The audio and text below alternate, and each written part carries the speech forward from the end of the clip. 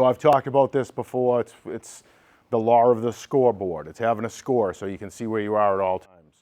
So I think where I got that from, the law of the scoreboard, it's from a leadership coach. His name's John Maxwell, and he writes books about laws of leadership.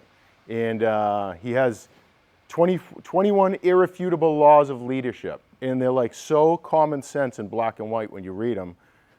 You think, why didn't I think of that? Or that makes sense. And it makes you really think about them when you hear them. Like that one, I've been thinking about that one for the last 2 months. The law of the scoreboard. It keeps popping up in front of my face. Like, wow, there it is again. There it is. If I didn't see that, I wouldn't know that. If we didn't follow our spreadsheets to see where we were every month with different revenue lines, we wouldn't know where we are. We'll have check marks. We're going to have it on a spreadsheet. If an employee has finished the Common Planting Guide, if they have any other certifications, so you know where you have to be. Because it's not fair if we don't give that to you. You should really kind of have it in your own head, your own head anyways, where you are and where you're going in life and what you need to do to get where you need to be. That's why we talk about these personal, professional, and financial goals. If you put those in front of you, then you always know that you have that goal and you got to get to it. But if you don't write it down, then you never know. So what I want to do today is go through a few of those laws that I was talking about that John Maxwell talks about. So I'm not going through them all, but we'll start with the first one. It's called the law of the lid, right? And it's how our leadership limits or lifts our success, how each foreman or manager's leadership impacts crew productivity. So I know everybody in here is not a foreman, right? Eventually you want to be one, but you have your own lid too. And you can have a belief lid. Like what do you believe you can do? What is your belief that you can do? Do you think I'm a laborer? Do I think that all I can ever do is just this and pull weeds and not do any better? Well, if that's what you think, that's where you're going to get. That's where you're going to stay. You're not going to go any higher than that. If you think higher, then you're going to go higher. And you're dictated. That's yourself personally in your own life. But as you're working with a team, you're also dictated by somebody else's lid. You're dictated by maybe your foreman's lid. If you get to a job and a foreman says, or just has this attitude that, well, we're not going to get far today. We're only going to get to this point probably, and then that's where you're going to go. You know, if the lid's higher, then you guys are going to go higher. It goes all the way up the chain. So there's the foreman. How about the manager? How about me? If I don't think that this company's going to go here, and I just say, oh, we're just going to stay down here, then probably we'd only have this many people working here, because I wouldn't care and I wouldn't be pushing to go farther. So the law of the lid is where do we see our lids on our teams and how can we raise them, right? There's a belief lid, right? I just talked about that. So how's your belief? How do you feel in your mind that you can go? What's your operational lid? What can you really do? Something else might dictate you operationally, not belief-wise, but like, what can you do technically with what you have to work with? What's the most that you can do with the tools that you have? What's the most you can do with the resources that you have? If we can give you more resources or more tools, then that lid gets raised. Where do we see our lids and how can we raise them? Right? So let's think about that. What more can we do on the job? What more can we do mentally to prepare for the jobs? How much better can we do on that job? How much mentally better can we do for ourselves to have a better attitude on the job? I talked about this before. There's a video, I keep wanting to play it too. I might have played it before, where a guy is a professor in a class and he's got a big glass jar and he puts in a bunch of, I don't know what they were, tennis balls or something. He fills the jar up and he asks the class, is this jar full? And everyone says, yep, yeah, it's full. He says, oh, it is?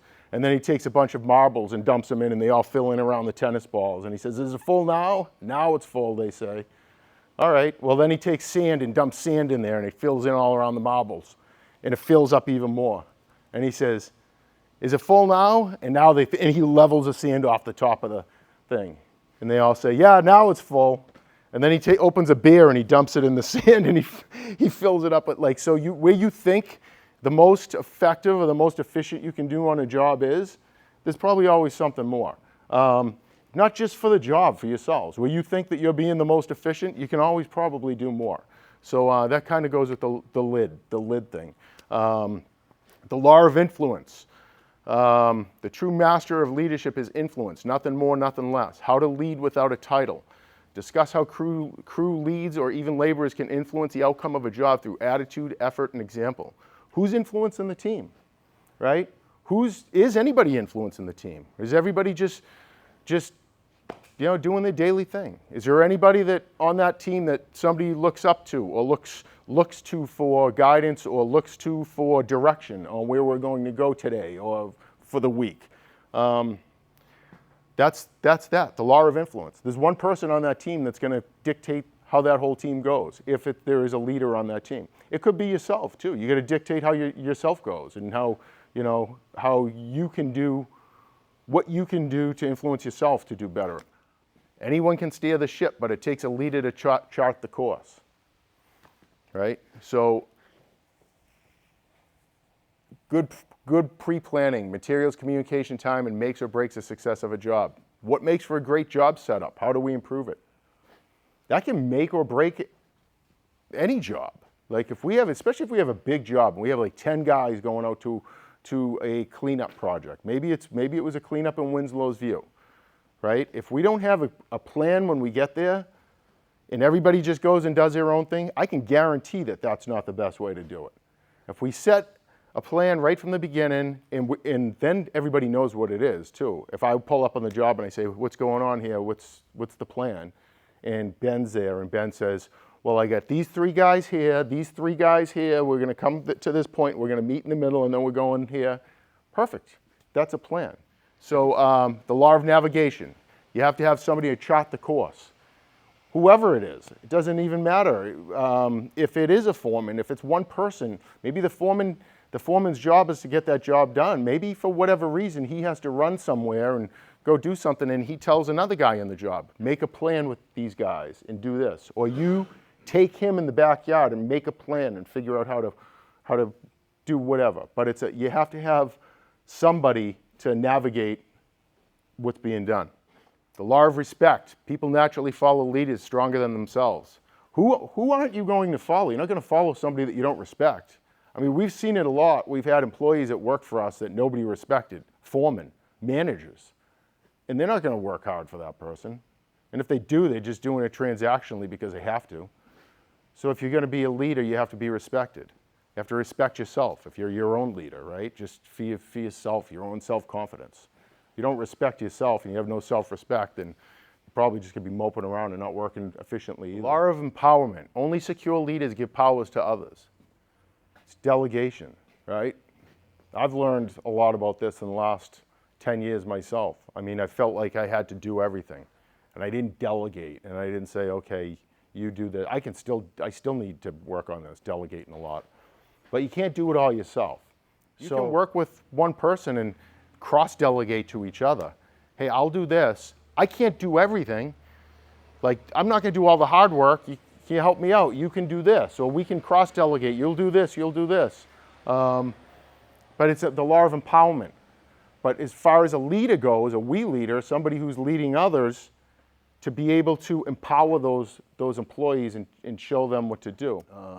The law of reproduction. It takes a leader to raise a leader, right? That's really true. Who are you mentoring? What do you wish someone had taught you when you started? Can you offer that to somebody now? That's a big thing. Like, we look at that a lot in the company from the perspective of what do I wish I did before that I'm not doing now, and let's start doing that. What do you wish as an employee or as a foreman that somebody showed you when you first came here for the first day on the job? And how about doing that to a new employee that comes in? Again, doesn't have to be a foreman. It can be anybody here. What do you wish when you walked through the door here that somebody could have showed you, or something would have happened? Do you wish that it was people were more open and inviting to you when you came in? Well, then be that to somebody new that starts here. Be open and inviting to that person. That's a great way to look at things. Where can we improve is with what's right in front of us. What did we wish was improved when we started? The law of victory, winning as a team, not as individuals. The law of priorities, leaders understand that activity is not necessarily accomplishment. Work smarter, not just harder. We can work all day, but not be effective. So take priorities on every task that we have and work on those priorities first.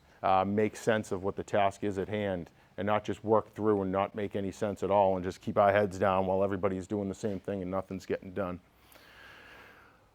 So I guess there's a lot of those. I just wanted to touch on that though.